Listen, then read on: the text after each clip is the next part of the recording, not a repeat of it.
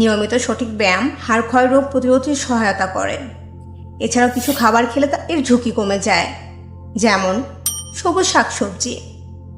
গাঢ় সবুজ শাকসবজি যেমন বাঁধাকপি, ফুলকপি, শালগম ইত্যাদিতে প্রচুর ক্যালসিয়াম রয়েছে, যা হাড় ক্ষয় প্রতিরোধে সহায়তা করে। এছাড়া এসব সবজি ভিটামিন কে অস্টিওপোরোসিসের ঝুঁকি কমাতে পারে। দই, এতে রয়েছে যথেষ্ট পরিমাণে ক্যালসিয়াম ও কিছুটা ভিটামিন ডি, যা হাড় ক্ষয় প্রতিরোধে বিশেষ ভূমিকা পালন করে থাকে।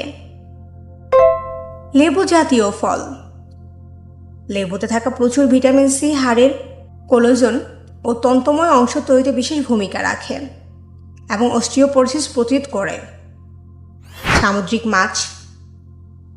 মাছে রয়েছে ভিটামিন ডি, যা হাড়ের গঠনের জন্য অতীব প্রয়োজন। মিঠা পানির মাছে ভিটামিন ডি